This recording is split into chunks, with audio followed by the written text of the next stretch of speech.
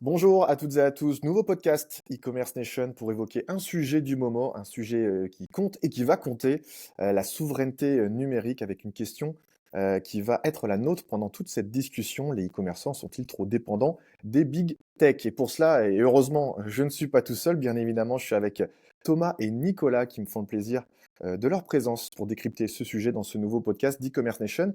Merci pour votre présence. Bah, écoutez, Thomas et Nicolas, pour commencer, hein, est-ce que vous pouvez vous présenter rapidement et nous expliquer un petit peu vos rôles respectifs pour ceux qui ne le savent pas encore? Bah écoute Thomas, tu es en dehors d'e-commerce nation, alors je te donne la main en premier, puis ensuite ce sera à toi Nicolas. Le honneur aux dames, donc je suis super content de commencer. Euh, Exactement. merci pour l'invitation. Je me sens chanceux parce que on tourne avant que Nico parte faire son tour du monde à pied, ce qui n'est pas rien. Exactement. Voilà, pour petite référence pour ceux qui suivent vraiment les posts de Nico et les autres iront chercher. Moi je suis Thomas, je suis directeur général de Profileo 7724 Zentria, donc le groupe Profileo avec tous ses produits. Euh, donc ça c'est pour cette casquette-là. J'ai aussi du coup la casquette d'organisateur récemment des O2S, l'événement qui a eu lieu le 26 mars dernier autour. Donc c'était le premier salon, enfin e-commerce summit open source, donc qui correspond bien. Et du coup, organisé par la troisième casquette, parce que je vous fais vraiment le jeu des casquettes, par Friend of Presta, qui est l'association qui représente tout l'écosystème professionnel et dont j'ai la chance d'être le vice-président depuis juillet dernier. Voilà, j'en ai fini pour à peu près toutes les casquettes. Ouais, très bien Thomas, et voilà, tu peux changer ton autre casquette. Et bienvenue à toi sur ce podcast ECN. Et du coup, bon, Nicolas, côté ECN, on te connaît bien, le média à 10 ans, c'est toi qui l'as fondé, tu le diriges aujourd'hui. Est-ce que tu peux aller un petit peu plus loin dans ta présentation? C'est quoi qui t'anime en ce moment? Et voilà, tous tes sujets du moment. Bonjour à tous, merci pour la petite intro, Charles. Et non, Thomas, je ne vais pas faire le tour du monde en courant. C'était un poisson d'avril, je tiens à le préciser, puisque j'ai des partenaires qui ont voulu annuler des rendez-vous avec moi suite à cette annonce. Je serai bien disponible sur l'ensemble de mes rendez-vous. Donc, comme quoi, il faut faire attention aux poissons d'avril. Mais voilà, moi je n'ai pas plusieurs casquettes, j'ai une seule casquette, on va dire celle d'e-commerce nation. C'est voilà, d'accompagner l'ensemble des e-commerçants, des solutions dans leur veille avec toi, Charles, à travers nos nombreux contenus.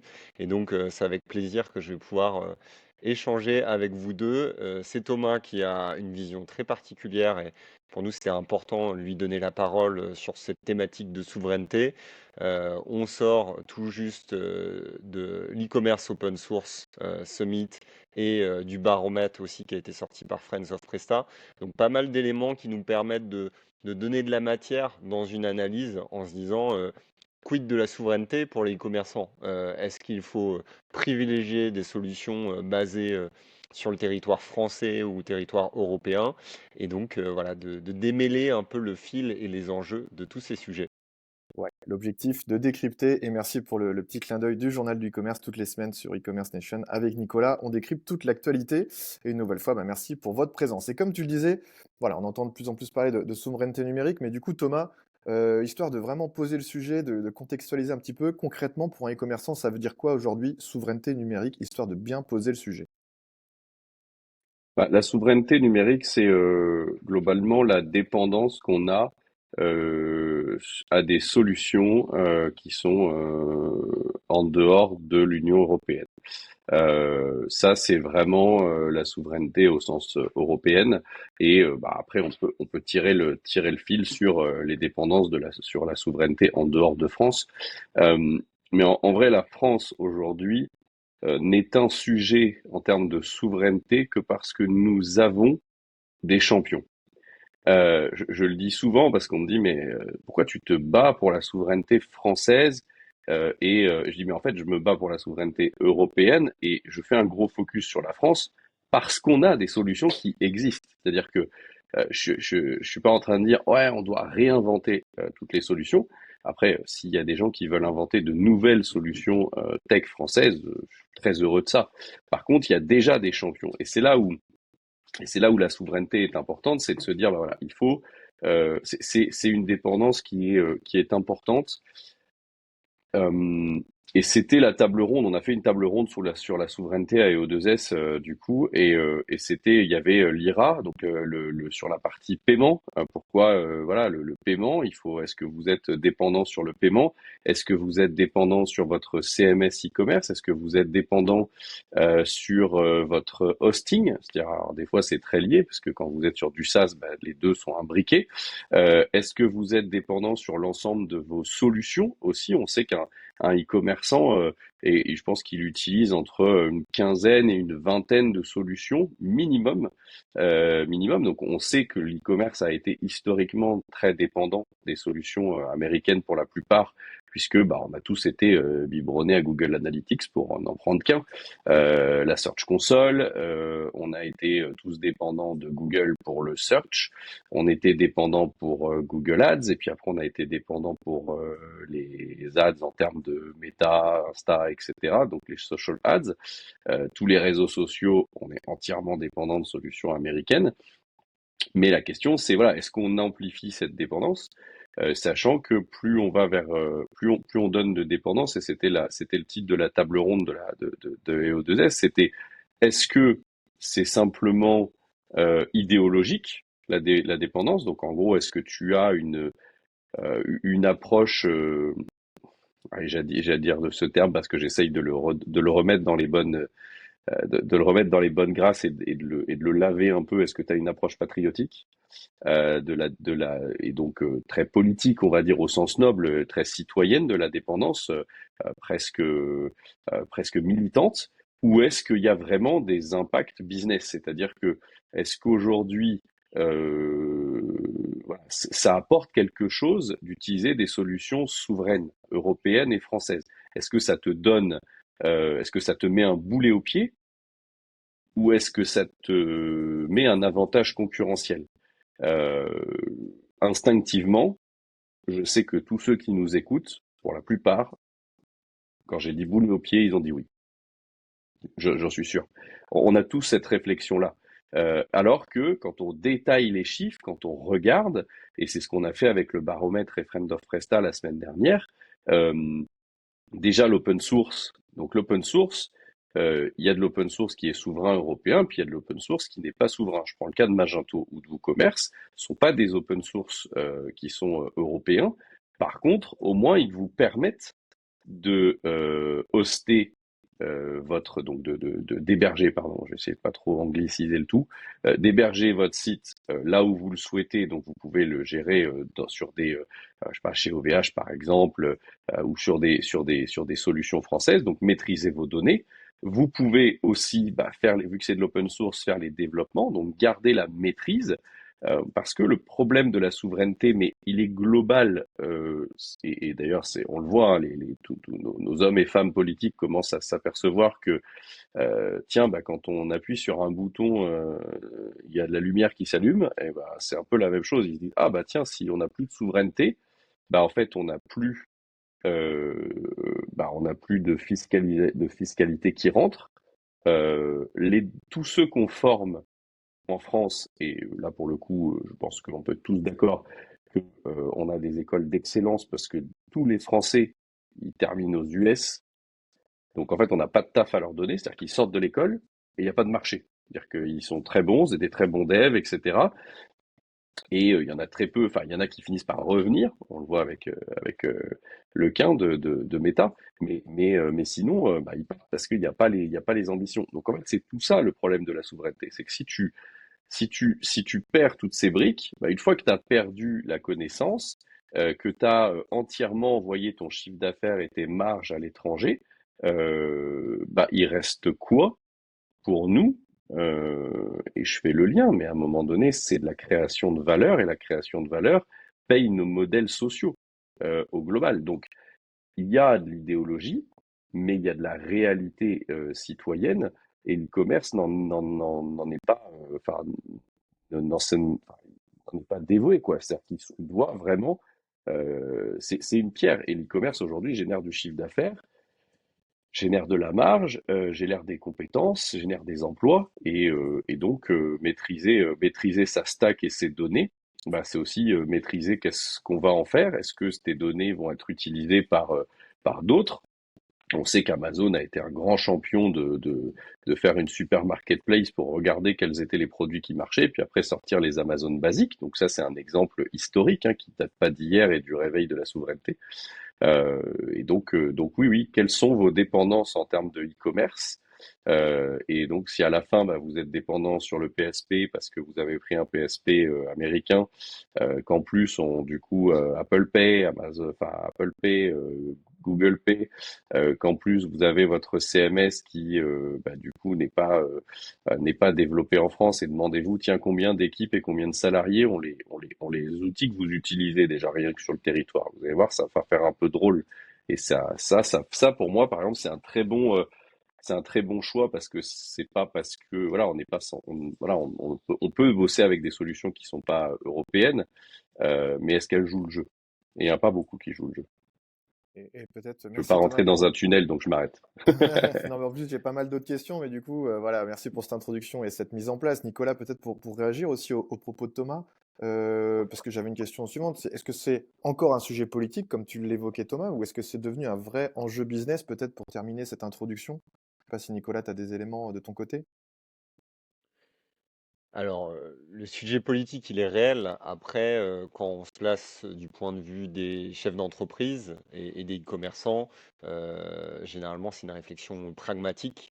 Donc, il y a certaines structures qui ont cette vision peut-être politique et même philosophique, hein, sur certains aspects, et du coup, c'est très bien. Mais je pense que 90% des gens sont dans des réflexions pragmatiques. Et donc, c'est ça un peu l'enjeu. Le débat, c'est de se dire quels sont les acteurs sur l'écosystème. Et donc Thomas l'a dit, on a des très bons acteurs en Europe, en France. Et donc c'est de leur accorder la confiance et un gage de qualité pour les années à venir. Parce que il peut avoir une réflexion côté des chefs d'entreprise d'avoir les meilleures solutions en avance du marché de demain. Si on prend des technologies d'e-commerce, c'est de se dire, tu parlais d'Amazon par exemple, oui, il y a un risque à être sur Amazon parce qu'il peut pomper tes produits, mais ça t'ouvre un potentiel de marché qui est mondial. Donc en fait, l'arbitrage pour un chef d'entreprise, c'est de dire, ok, oui, je prends un risque, mais si je fais 20% de ventes en plus, ce risque, il est peut-être acceptable. Et donc c'est un peu dans cet entre-deux. Donc, mais je pense que c'est des réflexions qui sont amenées à être davantage développées parce qu'aujourd'hui on veut arrêter d'être seulement dans des modèles de croissance, mais à être aussi dans des modèles avec beaucoup plus de sens. On voit plus d'entreprises à mission, et donc c'est un message qu'on veut propager bah, au sein d'e-commerce nation et au sein de l'écosystème au plus large, avec la prise de parole de Thomas, de se dire il y a une autre manière de faire et une bonne manière de faire. Maintenant, encore une fois, c'est les perspectives, c'est des opportunités. On parlait beaucoup aussi récemment avec Charles dans le JDE, Journal du e-commerce, de ChatGPT. Si demain, les e-commerçants peuvent cibler un potentiel de client qui est juste énorme, voilà comment ils vont se placer, mais ils vont donner aussi leurs données à une plateforme américaine, et donc ils vont prendre des risques complémentaires. Donc je pense qu'il y a un arbitrage. Peut-être que la réflexion qui doit être faite autour de la souveraineté, c'est de ne pas mettre ses œufs dans le même panier, c'est d'évaluer ses risques par rapport aux données. À mon catalogue produit, ben non, je ne vais pas tout mettre sur des plateformes américaines. Je vais garder une maîtrise de mon infrastructure technique sur le territoire européen. Quoi, voilà, j'aurai de la résistance et de la résilience si demain il y a des sujets qui sont internationaux, mais pour autant, je peux capter un potentiel de marché seulement voilà, avec des tests ou avec une petite partie de mon catalogue ou de ma base client. Donc voilà, c'est d'ouvrir les chakras, c'est de dire il y a plusieurs solutions. Ce qu'on veut, c'est d'avoir de la résilience au sein de notre écosystème français et européen. Et aujourd'hui, il y a beaucoup de solutions qui existent.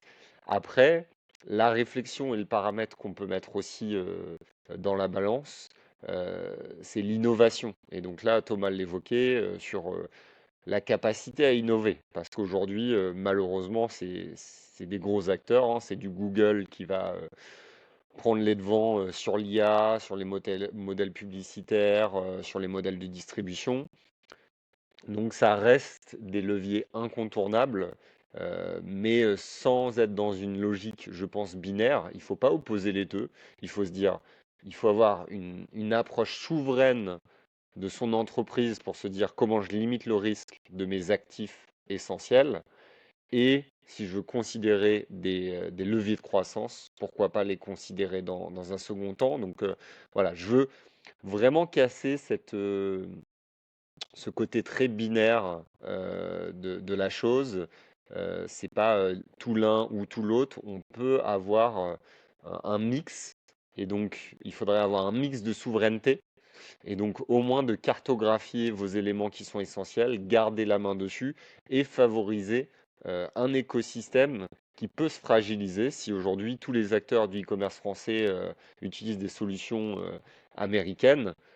Et ben en fait, ça va être en France, on va s'appauvrir en termes de connaissances et de compétences.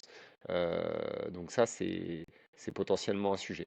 Donc voilà, comprendre un peu les réalités, comprendre les risques, et en ce sens-là, les chefs d'entreprise ont intérêt à cartographier dans un contexte géopolitique international qui est assez flou, euh, les coûts. Et je pense que ça, c'est peut-être le meilleur discours qu'on peut avoir aux chefs d'entreprise et aux e-commerçants, c'est de dire la souveraineté vous permet d'être davantage en maîtrise de vos coûts. Donc là, dès lors qu'on est sur un discours financier, et je sais que Thomas pourra rebondir là-dessus, parce que l'open source a aussi ce discours-là de réduire les coûts, d'être plus accessible et d'avoir une maîtrise de la donnée. Ouais. Et du coup, la transition, elle est bien faite, parce que tu parlais des solutions américaines. On reviendra sur justement ces coûts, les marges, etc., hein. Bien sûr, c'est prévu.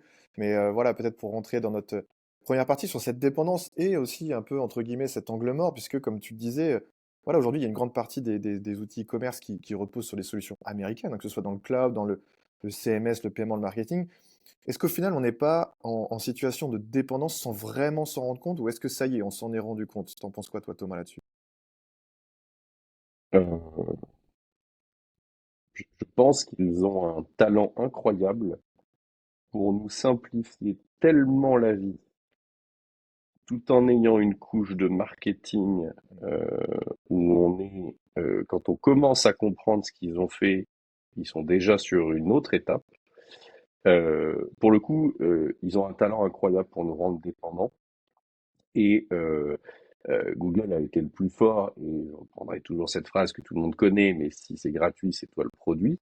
Et ce qui est encore plus beau, c'est que ça, c'était vrai il y a 10 ans, et aujourd'hui, c'est tu payes cher et t'es le produit.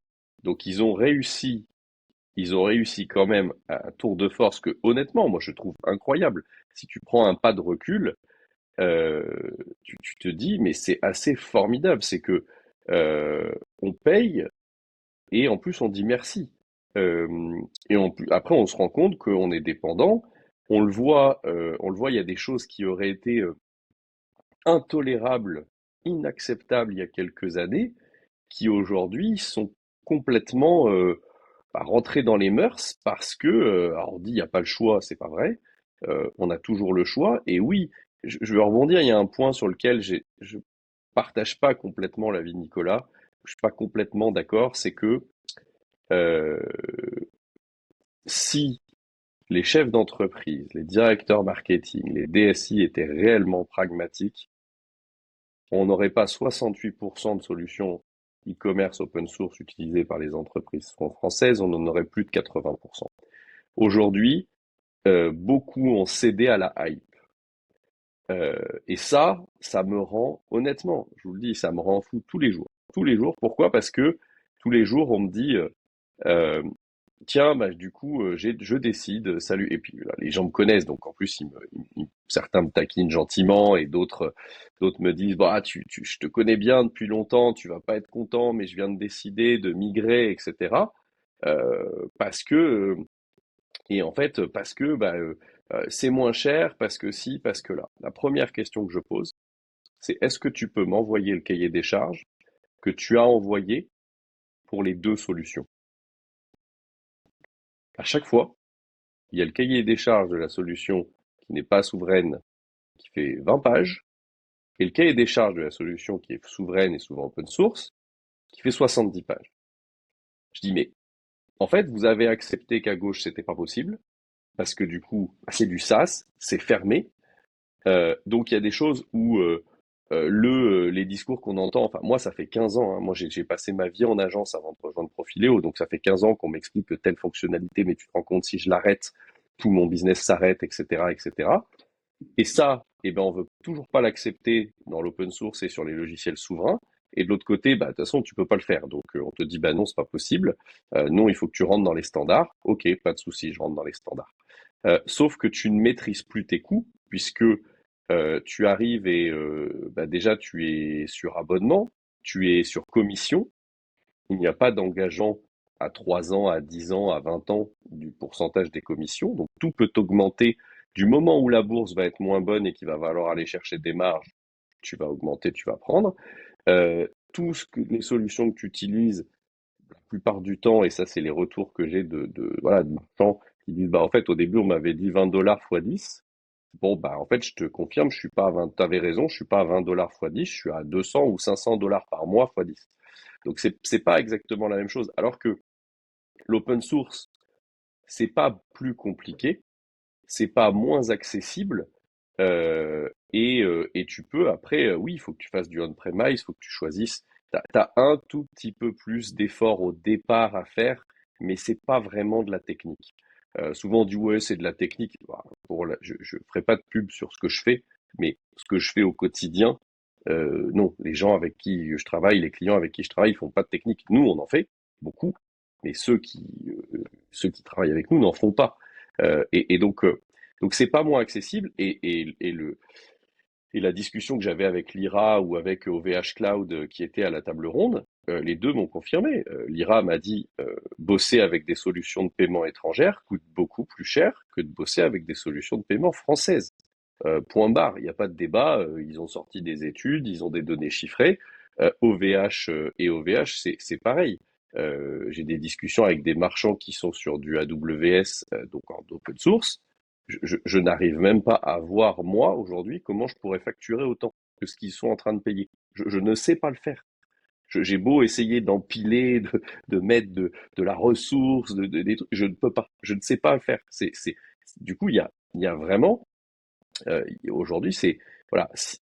Donc, moi, on m'a répété toute ma vie que j'étais chiant de pragmatisme. Ben, j'aimerais bien que les entrepreneurs, les directeurs e-commerce redeviennent chiants de pragmatisme et regardent vraiment les coûts, fassent la matrice de risque dont tu as parlé, en effet, parce que c'est pas blanc ou noir. Moi, j'utilise Claude et ChatGPT toute la journée. Aujourd'hui, l'IA française Mistral n'est pas fait pour un usage grand public ou des petites PME. C'est pas le truc. Et j'ai aucun problème avec ça. J'adorerais pouvoir faire aussi bien avec une IA souveraine, mais pour l'instant, l'effort, il est quand même très lourd. Et donc, l'effort, l'investissement, la compréhension et tout. Mais par contre, quand c'est possible et qu'on est sur à peu près les mêmes gains et surtout, donner les mêmes chances, mettez les mêmes cahiers des charges et surtout faire des calculs de TCO. Donc, TCO, c'est le total cost de la vie d'un produit e-commerce. Dites-vous, bah, voilà, en fait, une refonte, c'est tous les 3 ans, tous les 5 ans, enfin, un gros mouvement. Voilà, on ne sait pas où on sera dans 5 ans vu à la vitesse où les choses vont. Mais prenez votre coût et dites-vous que déjà les solutions étrangères, elles vont au moins vous mettre 30% dans la vue tous les ans. Pas 5-10%, c'est pas vrai, c'est pas ce que les chiffres montrent aujourd'hui.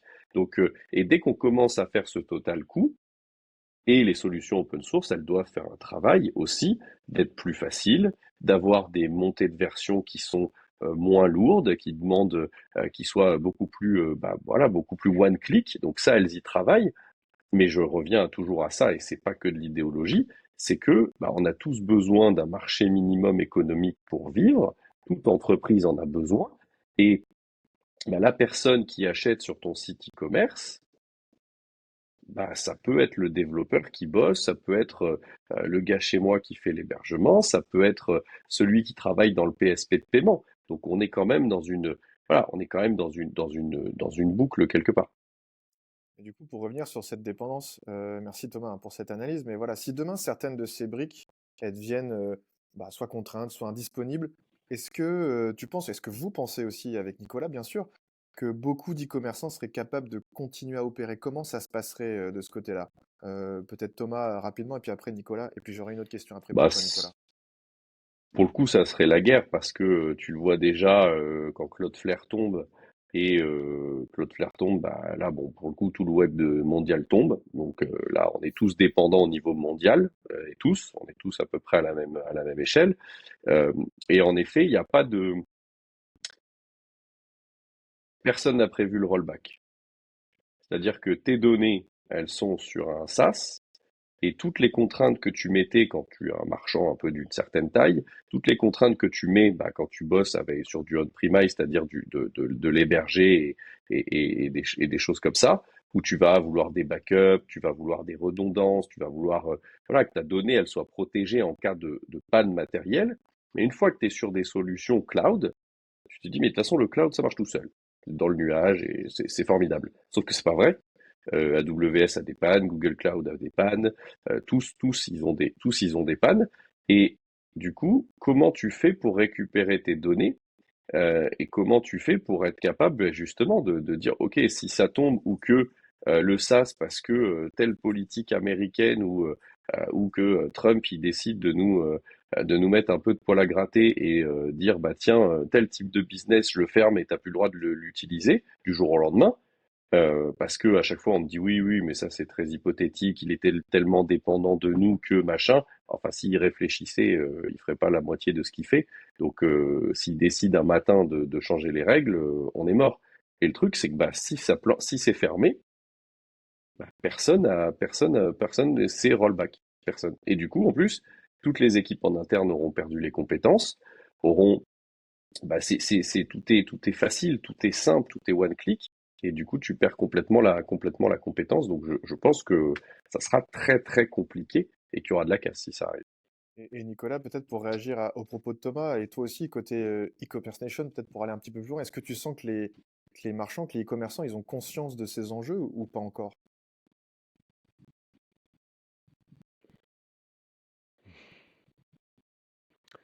Très, très vaste question. Ah oui, pas facile, hein. En fait, ils ont conscience de ces enjeux-là. Après, comme l'a dit Thomas,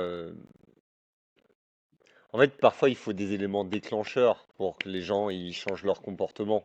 Donc là, aujourd'hui, il y a une hype autour des outils SaaS. Ok. Parce que les solutions américaines mettent des millions en termes de communication, de marketing. Là où les solutions européennes, bah, ils n'ont pas les mêmes budgets en termes marketing. Peut-être que en termes d'expérience, il y a aussi des différences, quoi. Moi, je prends un peu le comparatif d'Apple. Si tu veux, Apple, ils vendent des produits extrêmement chers, qui sont extrêmement simples et extrêmement intuitifs. Et leur objectif, c'est de rendre captifs les consommateurs.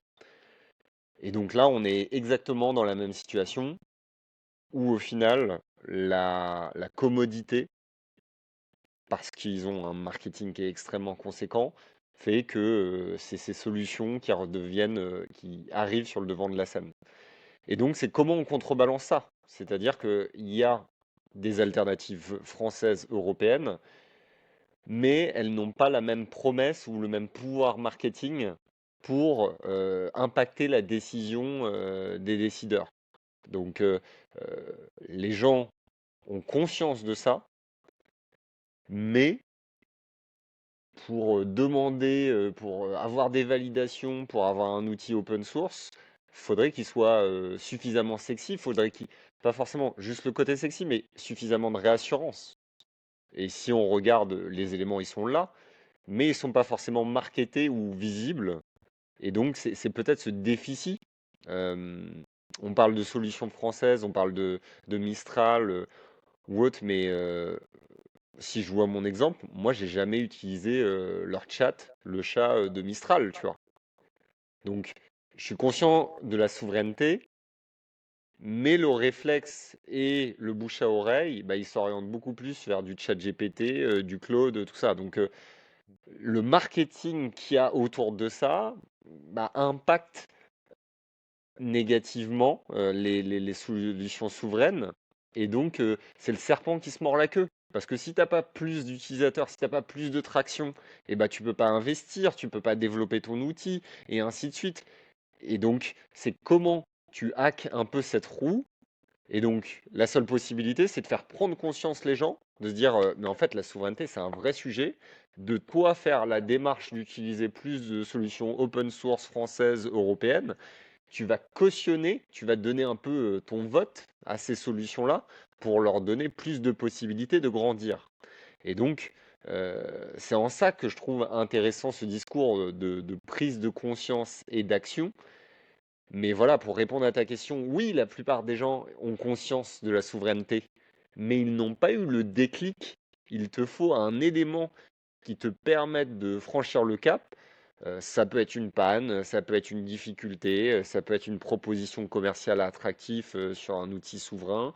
euh, mais il faut un discours, il faut un récit qui t'aide à considérer et à donner plus d'attention à des acteurs qui ont un effort marketing plus faible que d'autres acteurs. Et donc, aujourd'hui, on est dans l'ère de la solution qui a le plus fort marketing.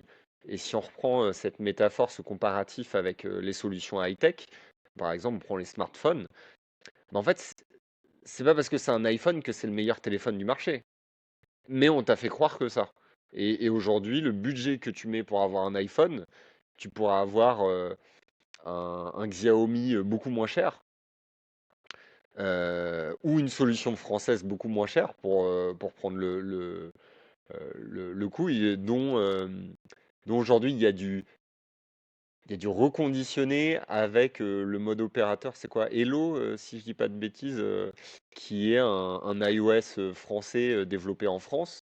Donc voilà, tu as des alternatives qui sont beaucoup moins chères en France, qui fournissent des appareils de qualité. Mais si t'as pas la démarche et la curiosité de t'y intéresser, eh ben, le produit il va pas venir à toi parce qu'il n'a pas la même puissance marketing qu'un Apple. Donc en fait, c'est ça, c'est de sensibiliser les gens pour se dire il y a des alternatives qui sont moins chères, il y a des alternatives qui permettent de sécuriser des emplois, de développer un écosystème technologique très fort sur le marché français et en Europe. Et donc ça, il faut que tu ailles faire la démarche parce que le marketing, il t'atteint pas et tu vas être juste victime d'un marketing international et de solutions qui mettent beaucoup d'investissement là-dessus. J'aimerais te laisser la parole, Nicolas, pour terminer cette première partie. Après, on parlera de l'IA dans la deuxième partie. Et j'ai une question directe pour toi, Thomas, dans la continuité. Mais vraiment pour fermer cette première brique sur cette dépendance et cette prise de conscience.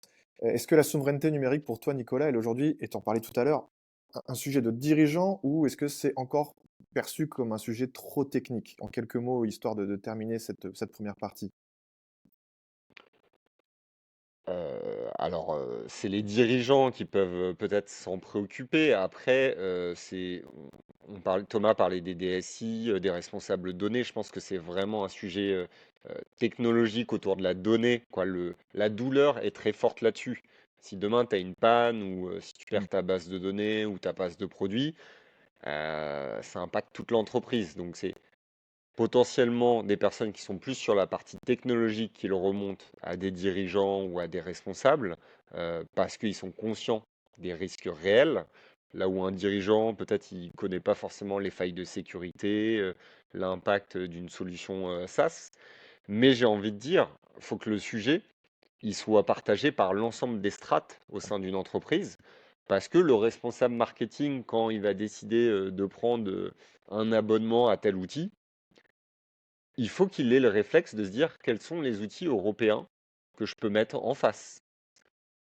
Donc il y a vraiment une démarche et un effort intellectuel à faire pour contrebalancer le pouvoir du marketing, de la solution que tu auras vue à la télé, où tu auras du reciblage sur LinkedIn, dans des médias, tout ça. Donc en fait, c'est là où je pense qu'il y a un truc à faire en termes d'équité, de visibilité des solutions, en termes de prise de conscience des individus, et donc au sein d'une entreprise, d'avoir des guidelines en disant, dans nos benchmarks de solutions, dès lors qu'on veut prendre une solution technologique, il faut toujours une option ou plusieurs qui sont basées sur le territoire français et européen. Ça, je pense que tous les chefs d'entreprise, tous les managers, ils devraient avoir cette directive en disant, au moins on analyse, on pèse les pour, les contre, mais on donne sa chance à des solutions souveraines. Très bien, merci Nicolas pour la conclusion de cette première partie. Je te laisse prendre ta respiration, je t'ai balancé pas mal de questions, pas forcément évidentes, mais merci pour ton décryptage et je vous propose donc de passer à la partie numéro 2 puisqu'on va parler de l'IA, accélérateur ou cheval de Troie. Et cheval de Troie, je ne l'invente pas puisque Thomas, dans une de tes newsletters, hein, tu poses une question forte quand même. Je cite, et si l'IA était notre cheval de Troie? Fin de citation. Est-ce que tu peux nous expliquer ce que tu veux dire par là? Ouais, que j'ai une excellente nouvelle pour nous tous. Et je suis extrêmement, vraiment enthousiaste et trop heureux de ce qui se passe parce que euh, c'est la première fois où je, où je pense que nous pouvons acter la mort du SaaS. C'est un énorme bateau, le SaaS, du coup les dépendances, mais donc forcément, quand je dis un énorme bateau, c'est qu'il va y avoir une grosse inertie. C'est-à-dire que ceux qui m'écoutent aujourd'hui vont se dire, oula, t'es un peu en avance de phase quand même et t'as pas de boule de cristal, etc.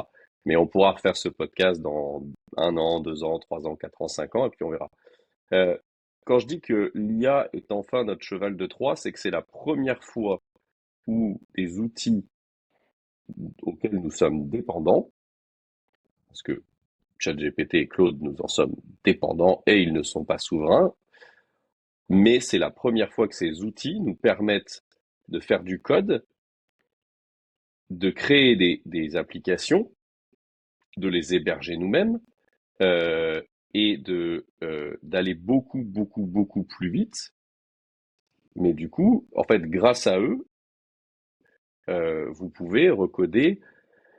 Enfin, vous voulez un CRM, vous n'êtes plus obligé d'acheter HubSpot. La réalité, c'est qui utilise les briques et complètement le besoin d'un HubSpot dans une entreprise. Très peu de boîtes. Je prends HubSpot, n'importe qui. Et c'est la première fois où en quelques jours, parfois quelques heures, on peut reprendre la main sur les outils maison qu'on a. Pour le coup, j'ai commencé moi à le faire et je ne sais pas coder. Par contre, je vibe code et on fait des choses très très bien. Et l'autre sujet, c'est la première fois que le SaaS n'est plus un accélérateur, mais une solution qui va nous ralentir. Pourquoi? Parce que SaaS égale cœur fermé, brique fermée. Donc c'est eux qui intègrent l'IA dans leurs produits, mais c'est eux qui l'intègrent. Ils ont beau être nombreux, ils ont beau aller vite, ils ont beau être découplés avec l'IA, c'est eux qui l'intègrent avec leur vision. Vous voulez intégrer l'IA avec votre vision, vous ne pouvez pas le faire. Et où est-ce que vous pouvez le faire? Dans les solutions open source. C'est la première fois depuis très longtemps que les solutions open source vont vous permettre d'être beaucoup plus libre. Mais libre, ça c'était déjà le cas, mais de pouvoir être plus libre et d'aller plus loin et d'avoir vraiment des avantages concurrentiels ultra forts. C'est-à-dire que maintenant que tous les gros acteurs, ou la plupart, ont migré sur à peu près toutes les mêmes plateformes SaaS, bah, on a tous remarqué une standardisation complète. Donc, les premiers arrivés avaient des gros avantages parce qu'ils bénéficiaient de fonctionnalités que les autres n'avaient pas. Maintenant, tout le monde a les mêmes fonctionnalités puisqu'ils sont sur la même plateforme ou sur les mêmes plateformes. Euh, Demain, quelqu'un qui va être sur une solution open source va pouvoir itérer beaucoup plus vite, va pouvoir tester beaucoup plus de choses, va pouvoir et il a plus besoin d'avoir une équipe de 40 devs parce que encore une fois, je ne suis pas dev et on peut vibe coder des choses, faire des modules, faire des tests. Du coup, il faut faire attention à la sécurité, etc. parce qu'il y a plein d'enjeux autour de ça, certes, mais est-ce que et je sais pas le dire en anglais parce que je suis vraiment nul en anglais, mais nous, on en est à se poser des questions, à faire des tests sur l'IA. Je parle nous, c'est en France. Euh, En Angleterre, ils viennent de lancer un terme qui s'appelle l'angoisse des tokens. Donc angoissy token, ou je ne sais pas quel est exactement le terme en anglais. C'est quoi l'angoissy token? C'est si, quand je dors, je ne crame pas des tokens d'IA, c'est que je suis en train de perdre des chances de business, globalement. Ça veut dire quoi? Ça veut dire que là, depuis décembre, on est arrivé dans une nouvelle ère de l'IA, c'est-à-dire que on était à la préhistoire de l'IA depuis ChatGPT 3.5, et là, on vient de rentrer dans une nouvelle ère réelle avec les agents. Et les agents IA, ils tournent beaucoup mieux, et surtout, tu peux pas les faire tourner vraiment sur d'autres choses que de l'open source. OpenClaw, bah, ça a conquéri le monde parce que le mec qui l'a fait, bah, il l'a mis en open source, il l'a ouvert. Certes, il a fait un deal avec ChatGPT à 1 milliard. Et ça, bah, si tu veux des agents IA qui codent pour toi, qui review pour toi, qui testent des fonctionnalités, qui analysent tes données, etc., etc., et que ton socle, il est fermé, bah, t'es mort, tu peux pas le faire. Je sais pas si tu avais d'autres éléments, mais du coup, j'avais envie aussi de poser la question suivante, parce que c'est aussi une question qu'on doit se poser, c'est est-ce que l'IA finalement est en train d'accélérer encore plus la dépendance des entreprises européennes aux grandes plateformes ou non? Selon toi, Thomas, et puis après Nicolas, tu pourras donner ton avis aussi.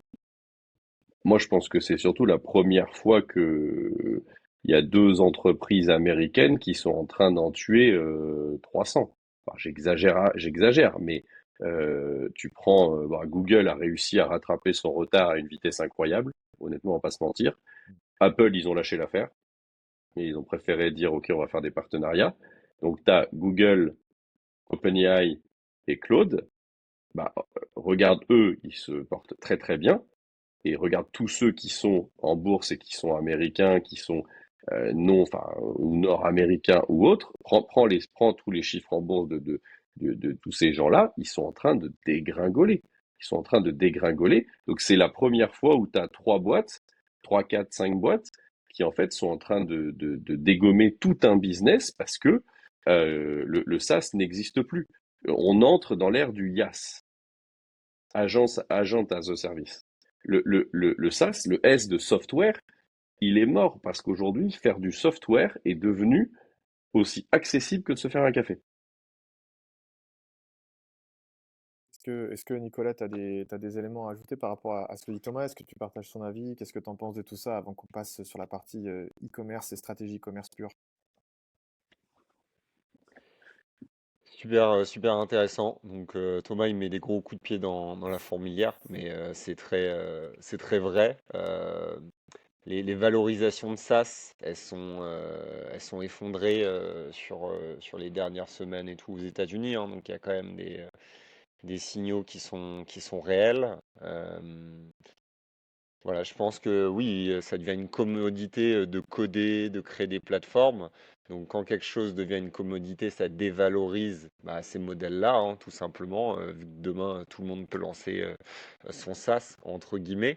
Alors après, il y a une barrière à l'entrée. Donc c'est comment une barrière de connaissance, ce que je veux dire. C'est que même si ça devient simple, il y a quand même une appréhension. Après, la vraie question, c'est plutôt face au consommateur. Pour moi, il y a le sujet, comme on l'évoquait, de marketing. Quand tu t'appelles HubSpot, quand tu t'appelles Apple, bah, tu as une puissance de com, tu as une capacité de fidéliser.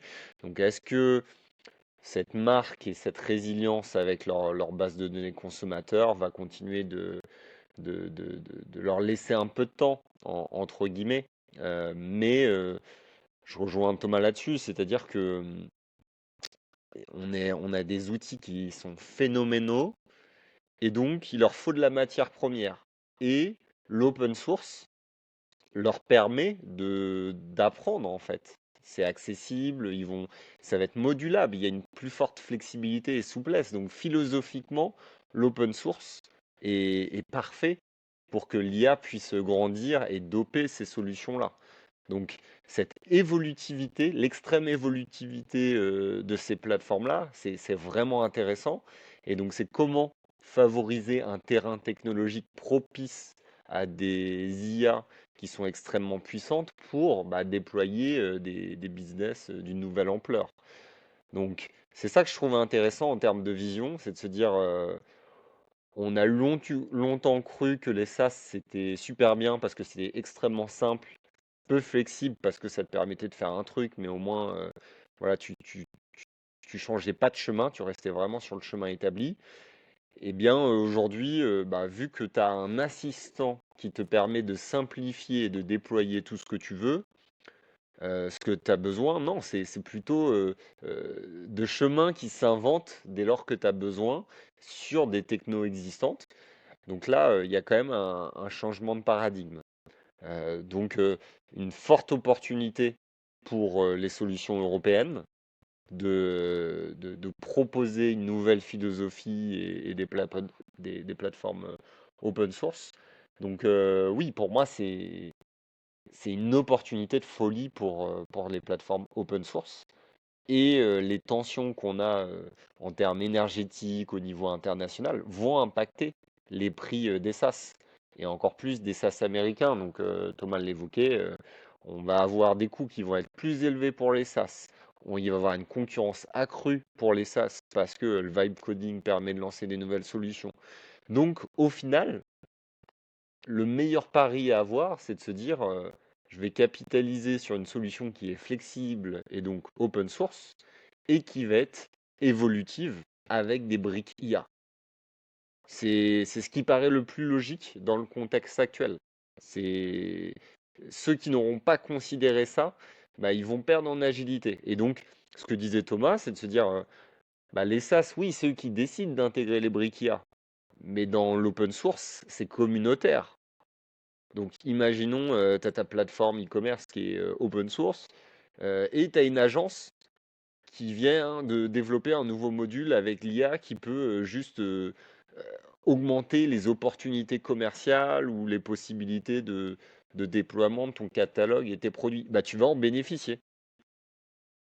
Parce que philosophiquement, l'open source, c'est ce qui te permet voilà, de déployer d'autres services. Donc moi, je crois beaucoup à ça sur la partie communautaire de l'open source. Je crois que la synchronisation avec l'IA est une vraie opportunité. Après, ma seule limitation, c'est que les SaaS, en termes de marketing, ils sont tellement forts.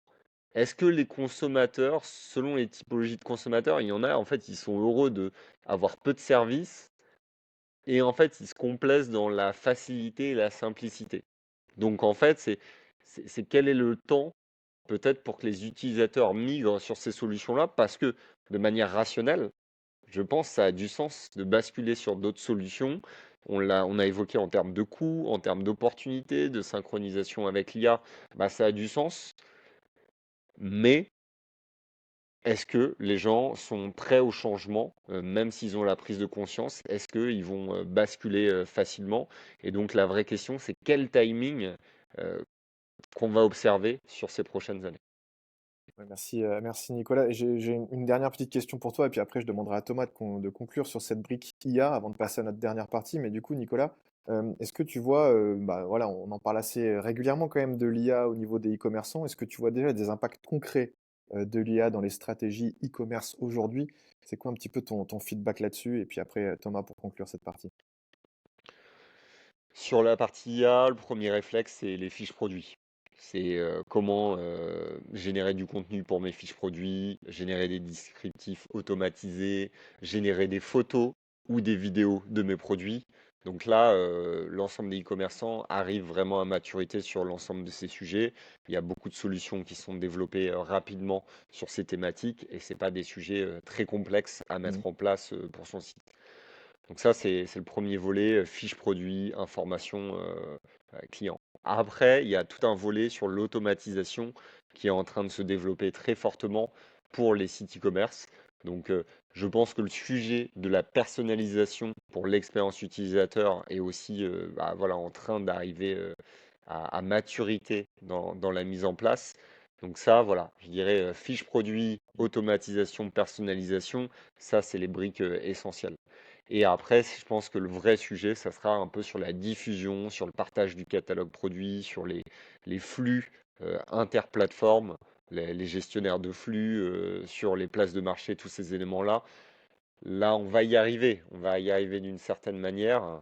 Et il y a certains acteurs qui sont précurseurs de, de ces synchronisations de catalogues. Mais je pense qu'on va avoir de nouveaux modèles arriver en ce sens-là, hein, des marketplaces d'OP à l'IA qui vont pouvoir étendre de manière infinie avec énormément de pages automatisées.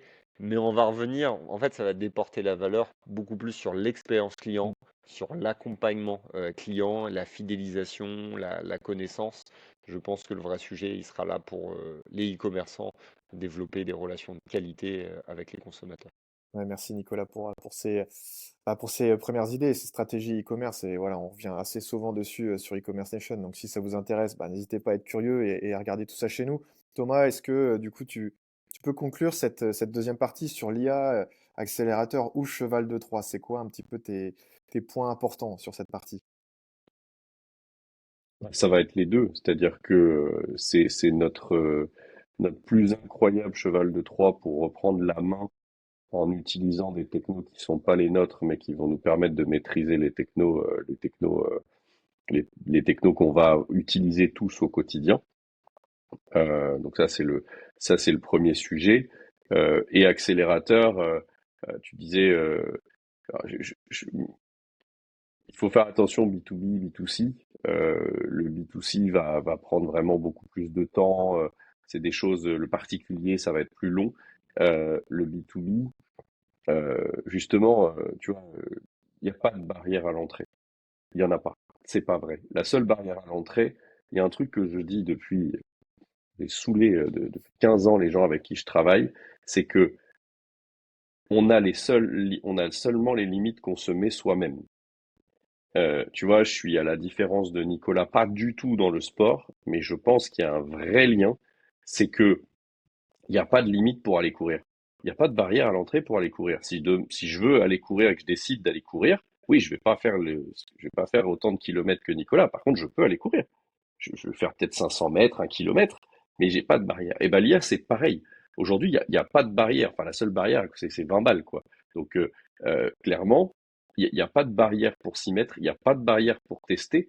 Euh, Moi, ça fait des semaines et des semaines et des semaines que je suis un enfant dans un magasin de jouets où j'ai une idée et c'est la première fois où j'ai pas besoin de créer un ticket dans un outil de gestion de projet, détailler, faire un cahier des charges, je teste. Enfin, tu vois, l'autre fois, un exemple tout bête. Je dis j'ai plein de marchands qui me disent ouais, comment je peux savoir si je suis si je suis présent dans les IA. Bah, figurez-vous que pour l'instant j'en ai absolument rien fait, mais que j'ai fait 2 soirs et j'ai créé un testeur de ma marque dans l'IA, un géoradar, quoi, un géochecker. Du coup, tu peux mettre des mots-clés, tu peux mettre l'URL de certaines de ton site et il va te dire oui, non, machin, etc. Jamais de la vie, je pensais que j'aurais pu un jour faire un truc pareil. J'ai entièrement refait le CRM qu'on utilise. J'ai refait un HubSpot pour nous, donc il n'y a pas de barrière. Franchement, par contre, c'est du taf. Mm. No pain, no gain. Ça, et c'est pour le coup l'analogie avec le sport, elle est parfaite. C'est que si tu t'entraînes pas, tu y arriveras pas. Bah, si tu bosses pas, si tu passes pas des heures, si tu passes 20 minutes juste ou que 1 heure sur l'IA pour corriger tes mails, ça c'est pas de l'IA, c'est un correcteur d'orthographe. Faire de l'IA, c'est pas ça. Faire de l'IA, c'est tester, c'est regarder, c'est voilà comment l'utiliser. T'en choisis une et puis tu y vas à fond. Et oui, il faut accepter un dernier truc et je clôture sur ça. Euh, Vous aurez toujours l'impression d'être en retard. Je passe ma vie à avoir un FOMO permanent. J'ai quelques semaines à l'accepter. Oui, il y a toujours, et en plus LinkedIn est une horreur pour ça, parce que t'as l'impression que les mecs font des trucs géniaux, tu testes et en fait tu dis mais le mec m'a bullshité complet, ce qu'il est en train de dire n'est juste pas possible. Mais à tout le monde à son niveau peut le faire. Ouais, donc tester et curiosité. Je sais pas si Nicolas, tu avais quelques points à rajouter sur cette partie IA et le parallèle avec le sport ou si on peut poursuivre. Je te laisse la main si tu as besoin. Ouais, j'ai une réflexion là-dessus. En fait, moi, je suis partagé sur la promesse. En fait, je suis d'accord avec toi, Thomas, sur le fait que c'est accessible. Mais comme tu l'as dit, faut tester, faut s'investir, faut pratiquer. Comme la course à pied, en fait, faut prendre goût au processus, faut courir un peu tous les jours ou régulièrement. Et en fait, tu as un effet cumulé par rapport à ça. Et en fait, par rapport au discours ambiant des SaaS qui te vendent juste en un clic, c'est ton truc. Bah, est-ce que les gens sont, même si c'est facile ou accessible, est-ce qu'ils sont prêts à s'investir pour arriver à cette étape-là? Je pense qu'il y aura beaucoup plus de gens qui vont le faire pour le coup. Donc il y aura plein de SaaS qui vont émerger, des gens qui sont très passionnés. Et je pense que la nouvelle génération qui va arriver va juste révolutionner pas mal de choses et de créations technologiques. Mais du coup, il y a plein de gens qui sont en mode confort et qui se disent bah en fait oui mais moi j'y comprends pas beaucoup donc en fait moi on me vend une promesse où tout est simple bah ça va j'ai pas envie de réfléchir et donc le parallèle je parlais de chef d'entreprise qui était pragmatique toi tu parlais de responsable ou directeur marketing qui n'était pas forcément pragmatique ça je l'ai déjà vu où les mecs en fait ils veulent juste le truc le plus cher et le plus connu du marché parce que il sait que son PDG bah il va pas le retoquer sur cet outil-là et qu'en fait tout le CAC 40 utilise cet outil-là, donc nous, on va le prendre, tu vois. Donc en fait, il y a une inertie dans le processus décisionnel, il y a je sais pas une fainéantise, mais peut-être une facilité de s'orienter vers des décisions par rapport à un comportement un peu grégaire. Et donc, voilà, mon interrogation, c'est un peu sur cette transition. Donc, je suis d'accord, ce qu'il faut, c'est sensibiliser les gens à l'IA, qu'ils le testent, qu'ils voient ce qui est possible de faire, qu'ils se forment, qu'ils apprennent. Et je pense que, pour le coup, sur le secteur technologique et e-commerce, bah, les gens, ils ont appris sur le tas, parce que chaque semaine, tu as des nouveautés, tu as des nouvelles solutions. Donc, il faut continuer d'être actif, continuer de suivre le journal du e-commerce, d'e-commerce Nation, par exemple euh, pour se tenir sur ces sujets. Donc, pour moi, et en fait, c'est ça la plus grosse problématique, Mais c'est que la formation des, euh, des gens va mettre plus de temps que l'évolution technologique. bah, Et moi, c'est cette pipeline qui est compliquée. j'ai comme toujours un avis pas du tout tranché sur le sujet. Tous les gens qui nous regardent et qui viennent de se reconnaître dans ce que tu dis, je leur dis une chose, et pour leur bien, hein. Vous n'avez pas choisi le bon métier. Vous n'avez pas choisi le bon secteur d'activité. Je sais pas si vous l'avez fait au journal, mais prenez ce qu'a partagé Anthropic sur quels sont les métiers qui vont être le plus impactés par l'IA. Ils ont fait une mind map. Euh, Si t'es dev et que tu veux être confort, change de métier. Si tu veux être dans le digital et que ça ronronne, change de métier. Tu vas te faire remplacer.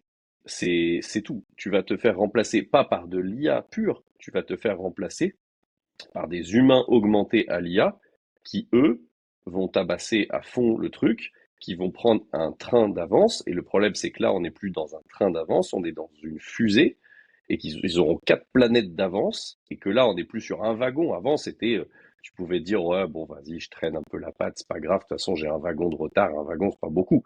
Ouais, enfin là, t'as plus un wagon, t'as 4 TGV de retard, et c'est là, et en vrai, c'est la réalité. C'est moi ce qui me met au quotidien, honnêtement, des fois, ça me fout une angoisse, hein.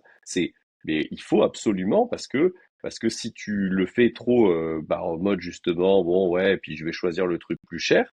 Oui, mais demain, tu vas te faire remplacer parce qu'il y a quelqu'un qui va arriver, peut-être pas plus jeune, peut-être pas moins, enfin, plus jeune ou moins jeune, peu importe, mais qui va arriver, qui va aller voir le dirigeant, qui va lui dire, ouais, mais en fait, en gros, ton directeur actuel ou tes équipes actuelles, elles ont juste dit qu'il fallait que tu payes le plus cher.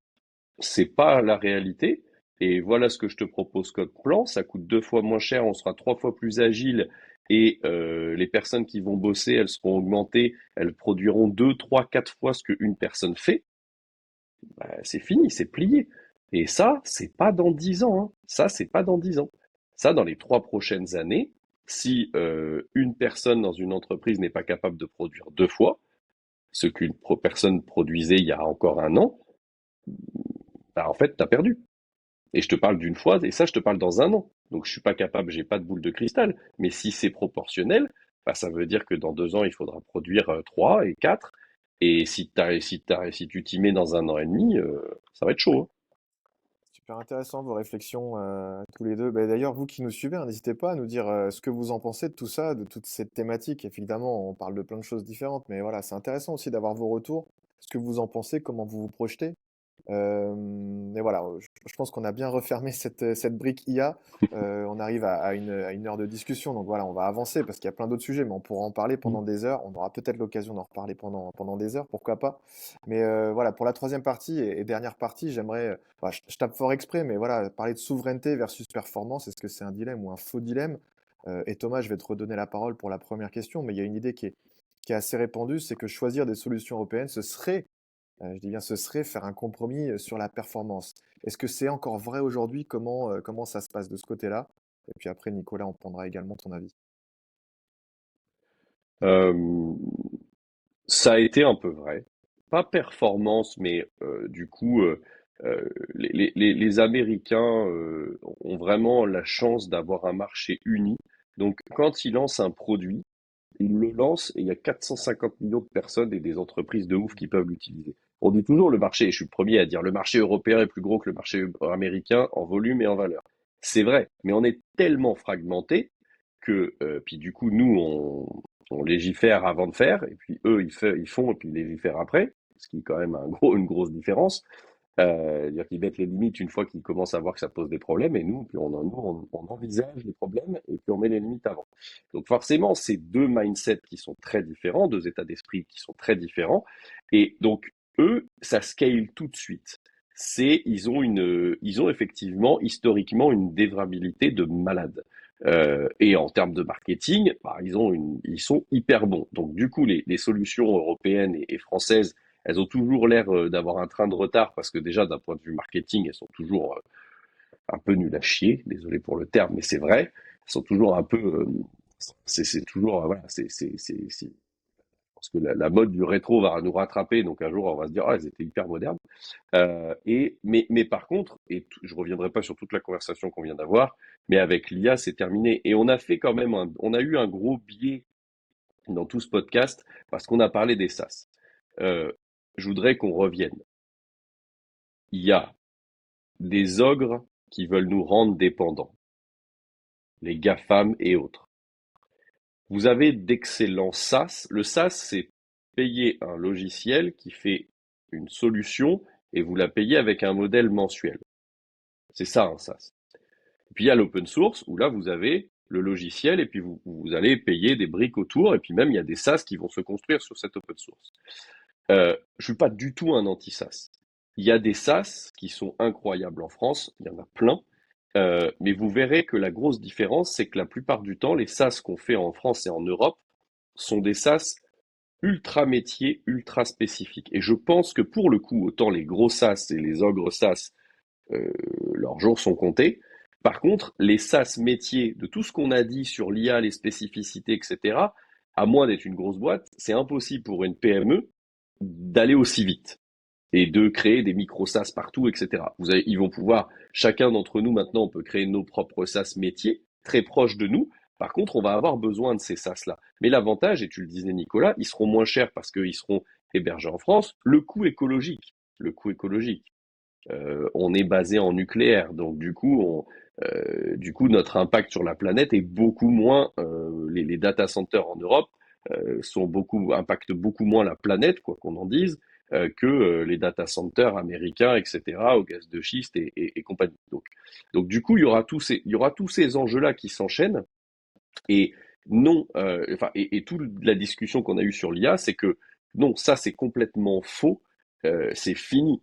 Pour le coup, les solutions européennes et françaises ont enfin les mêmes possibilités que les très gros SaaS qui, avec des milliers de personnes, faisaient des choses incroyables. Le truc, c'est que maintenant, tu n'as plus besoin d'être une millier de personnes pour faire des choses incroyables. Je pense que vous le vivez, vous, au quotidien comme moi je le vis. Moi, on est une PME, on est 30 personnes, mais maintenant, on peut faire des choses qu'on ne pouvait pas faire parce qu'il aurait fallu des compétences, des compétences diverses, un peu plus fines qu'on a. Du coup, et puis on va beaucoup plus vite, on peut tester beaucoup plus de choses. Combien j'entends de médias dire, mais en fait maintenant j'arrive à être une équipe de 5, 10 ou 15 personnes, mais en fait on est 5 parce que on a réussi à automatiser, on a de l'IA à plein d'étages, on a des choses qui se faisaient pas et que économiquement on n'aurait jamais pu être 15 personnes. De toute façon, c'était pas possible. Euh, et ça, on va tous le vivre.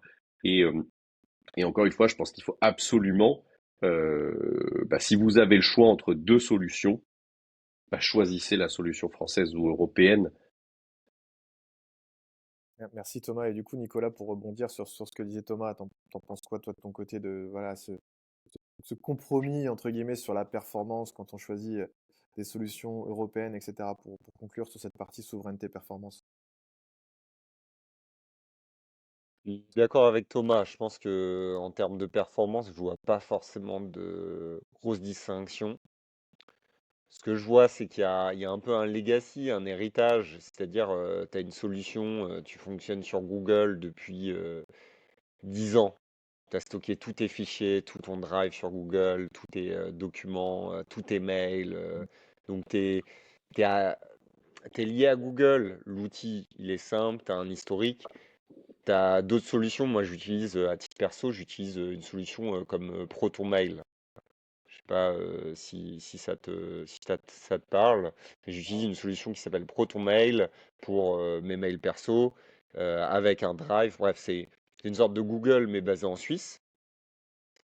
Et du coup, voilà, c'est exactement les mêmes services. Donc aujourd'hui, tu me poses la question, je recrée une société, bah, j'irai naturellement vers ce type de solution-là. Donc tu as exactement la même qualité, c'est en Suisse. Bon, voilà, pour le coup, tu es sécurisé en Suisse tes données. Tu as un positionnement marketing que je trouve extrêmement positif pour le coup.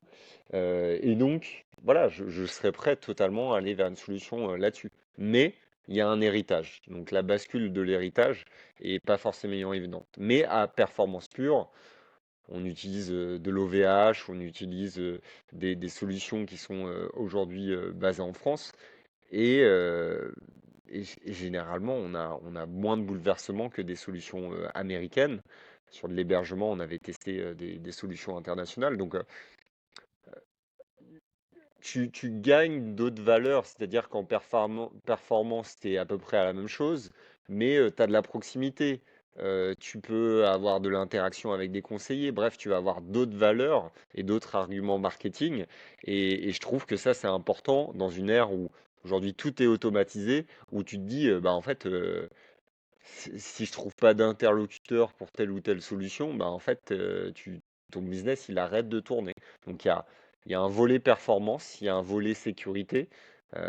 Et donc ça, voilà, je pense que il y a intérêt de remettre à plat, peut-être tous les 2 3 ans, de se questionner en tant que chef d'entreprise en se disant, ouais, il faut anticiper et faire des transitions pour la pérennité de mon entreprise, pour être en maîtrise de mes données et avoir ben, une flexibilité de par cet héritage, de ne pas être bloqué et dépendant d'un historique avec une seule solution.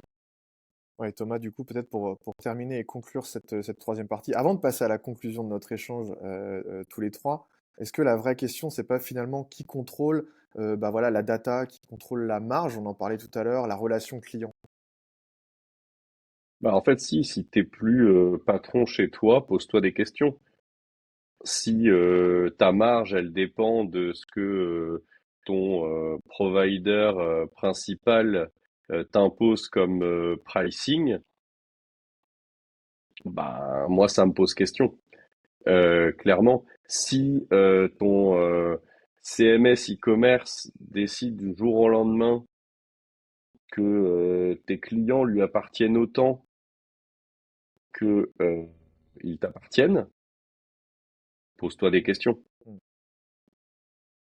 Mm. Et du coup, pour commencer à conclure notre sujet, hein, et histoire de, entre guillemets, reprendre le contrôle par rapport à tout ce qu'on vient d'évoquer.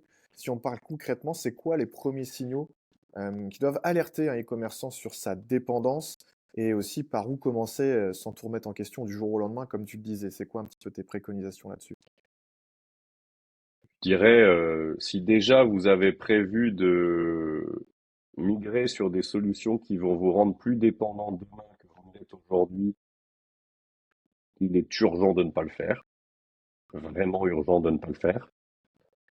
Euh, si, quand vous prenez les 3 ou 4 outils principaux qui font tourner votre business, ben, vous dépassez 80% de dépendance et que vous pouvez pas rollback, vous pouvez que si l'un de ceux-là même il est coupé du jour au lendemain, même quelques heures, vous perdez, bah, enfin en gros tout le monde est au chômage technique et plus de business.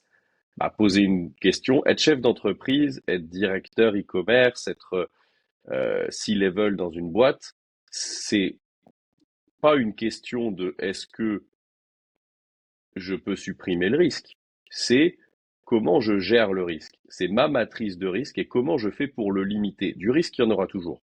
La dépendance, il y en aura toujours. Par contre, comment je limite ce risque-là et surtout comment je fais pour faire de mes choix un avantage concurrentiel. Parce que, et tu vois, il y a Numérique France Garantie, qui est une certification de l'association Origine France Garantie qui va sortir, qui était à EO2S aussi, et qui va permettre de valoriser bah, le fait que du coup, toute solution e-commerce, pas e-commerce, même les SaaS utilisent des solutions, bah, du coup, sont majoritairement, voilà, donc c'est une vraie certification qui va sortir. Donc là, c'est aussi du marketing, c'est de mettre en avant. Voilà, donc et donc comment on commence? Bah oui, si on a détecté que la brique centrale de tout, elle était la plus critique, mais que je l'ai changée l'année dernière, je suis pragmatique, vous la changerez pas cette année. Mais du coup, commencez à regarder tout autour, mettez aussi des garde-fous, commencez à dire, OK, comment est-ce que je peux déjà exporter de manière quotidienne l'ensemble de mes données et les héberger sur une solution française. Donc déjà, je commence à me dire, OK, si demain j'ai un problème, potentiellement j'ai mis en place les outils nécessaires qui me permettront, même en urgence, de potentiellement de pouvoir rollback. Parce qu'il y en a où du coup, t'as pas ça du tout. Donc, tu vois, c'est plein de petites actions qui coûtent pas forcément cher, mais qui permettent de dire, OK, je reprends au moins un minimum de contrôle sur mes dépendances, et puis j'en ai conscience, et puis toutes celles que vous pouvez, sans trop de douleur, arrêter, bah arrêtez-le. C'est ce que moi j'essaye de faire. Je suis loin d'être parfait. Tu parlais de Proton Mail. Je suis loin d'être encore à Proton Mail, mais toute dépendance sur laquelle je peux arrêter, je le fais. Bah, merci pour tes retours. Et du coup, j'ai une question un petit peu plus tard justement sur un conseil concret aux e-commerçants. Bon, il y a déjà pas mal de conseils ici avec ce que tu viens de nous dire, Thomas. Nicolas, qu'est-ce que tu penses un petit peu de tout ça? Est-ce qu'au final, il faut viser l'indépendance ou plutôt apprendre à mieux choisir ses dépendances? C'est assez technique, mais voilà, qu'est-ce que tu penses de tout ce qu'on vient de se dire sur la prise de contrôle, reprendre le contrôle? Alors, moi je suis monsieur gris, tu vois, je dis pas blanc, pas noir, moi je suis entre les deux. C'est peut-être mon esprit normand, tu vois, qui, Ouais. qui s'exprime. Euh, En fait, comme l'a dit Thomas, l'indépendance totale, c'est pas possible, quoi. Voilà, même si bah, tu es avec des solutions souveraines, si tu passes sur OVH, bah, tu es un peu dépendant d'OVH quand même, des serveurs. Donc, c'est une dépendance qui est plus maîtrisée parce que locale, parce que sur ton territoire, tout ça. Donc, la dépendance, c'est pas que négatif, c'est aussi positif. Mais voilà, si tu mets tous tes œufs dans le même panier, et tous tes œufs sur des solutions américaines, Mm. voilà, et tu sais que les États-Unis aujourd'hui, on ne sait pas sur quel pied ils dansent, c'est un peu compliqué, tu vois. Donc, Moi, je prône la diversification, vraiment d'avoir de la diversité dans tes fournisseurs, d'avoir des backups, d'avoir un mix en termes de souveraineté, pas juste telle ou telle solution. Et donc voilà, même si tu as des solutions en France, bah, ça t'empêche pas de sécuriser aussi ton risque différemment. Donc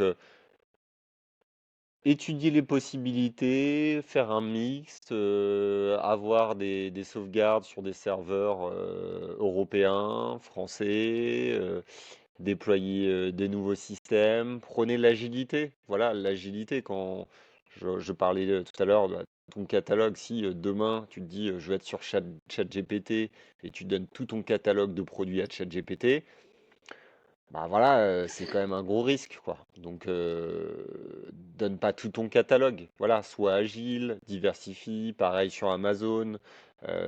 Il faut être smart, il faut saisir les opportunités, mais pas forcément mettre tous ses œufs dans le même panier. Donc, j'invite à la mesure, à la diversification, au test, à l'agilité. Je pense que c'est ça les meilleurs conseils qu'on peut donner aux e-commerçants pour bah voilà, considérer des opportunités. Et je pense, comme Thomas le disait, c'est aujourd'hui, en fait, c'est la plus grande opportunité pour les e-commerçants parce que l'émergence de l'IA. Donc, en fait, tu as intérêt à questionner toutes tes interfaces technologiques parce que tu as des nouveaux acteurs qui arrivent avec des nouvelles propositions de valeur qui peuvent doper ton business. Donc, la fenêtre, je la trouve vraiment intéressante de se dire qu'est-ce que je fais de tel SaaS, de telle solution? Est-ce que je prévois de le développer en interne ou avec un consultant, avec une agence? Est-ce que je bascule pas sur une solution plus souveraine et moins chère? L'occasion, elle est parfaite aujourd'hui.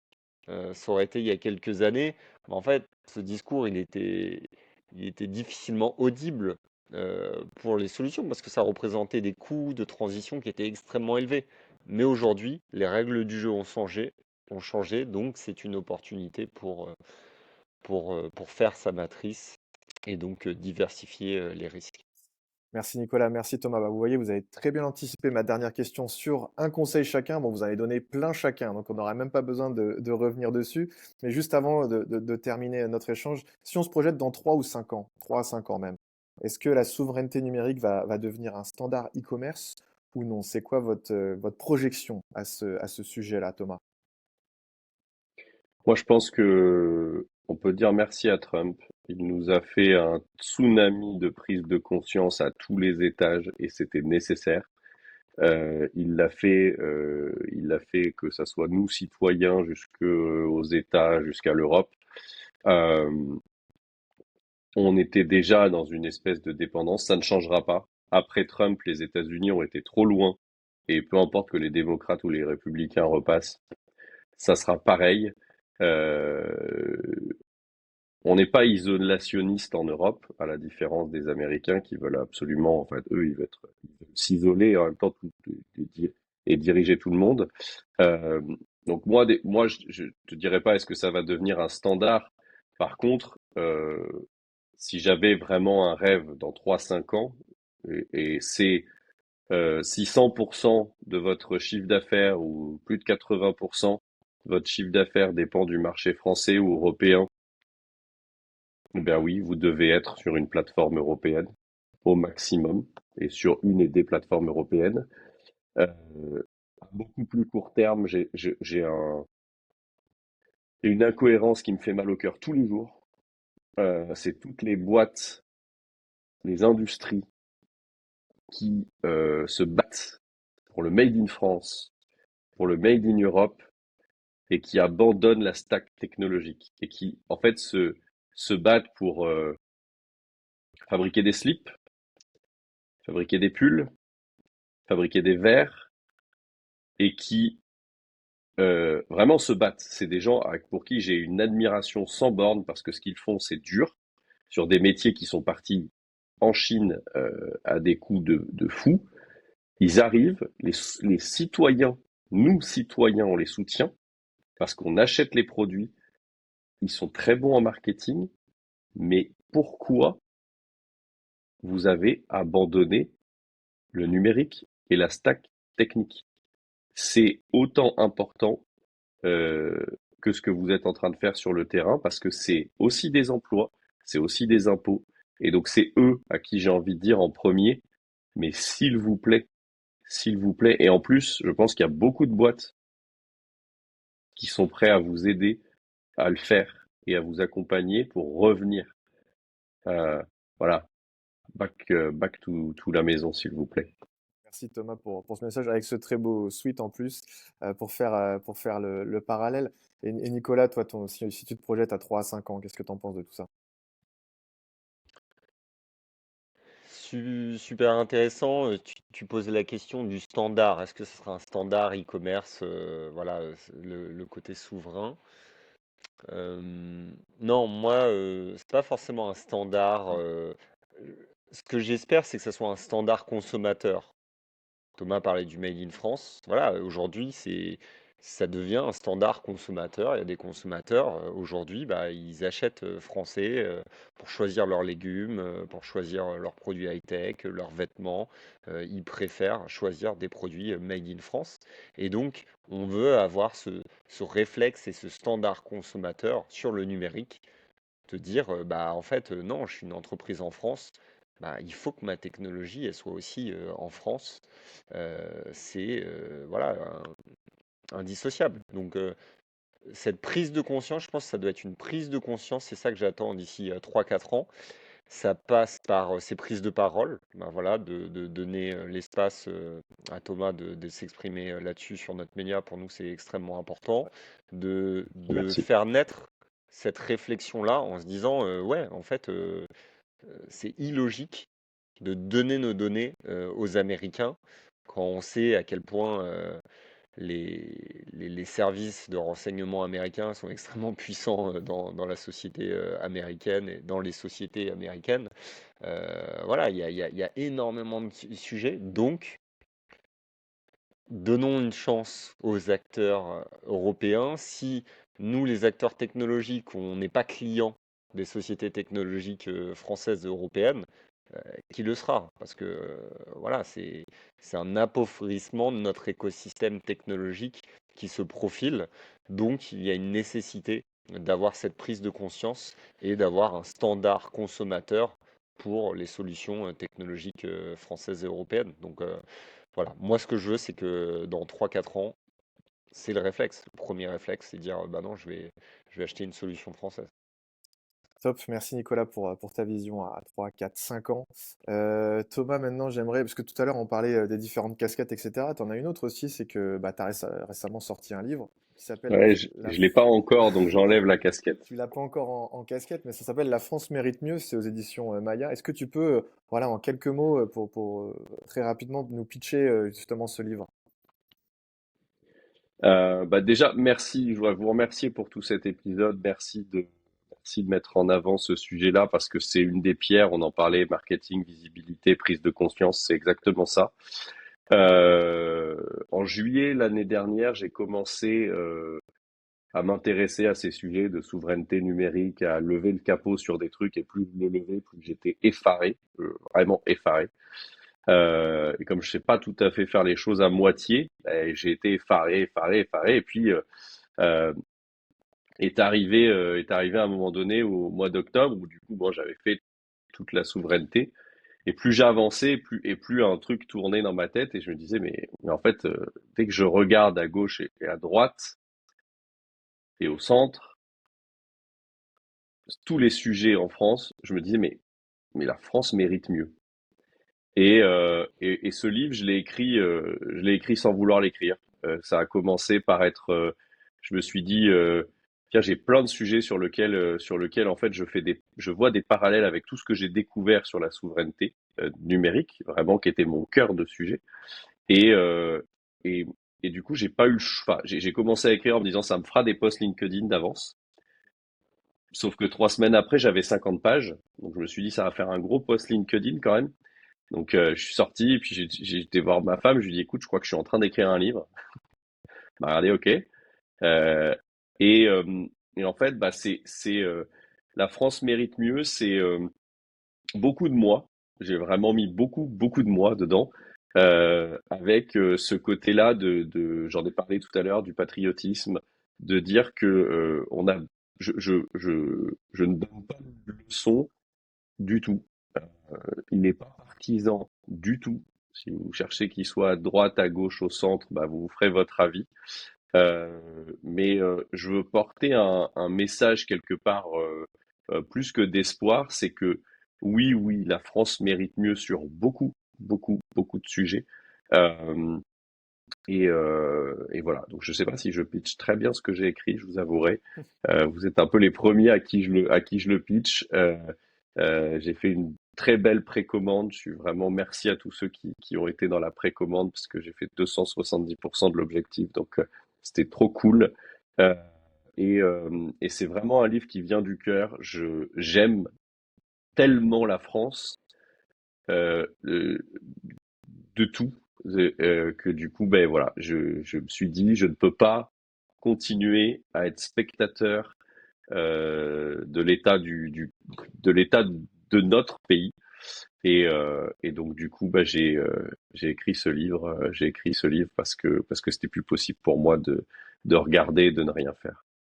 Un petit lien pour que les gens qui nous suivent se fassent leur avis et si voilà, le sujet les intéresse, ils pourront aller creuser le sujet Avec juste grand avant qu'on se plaisir. quitte.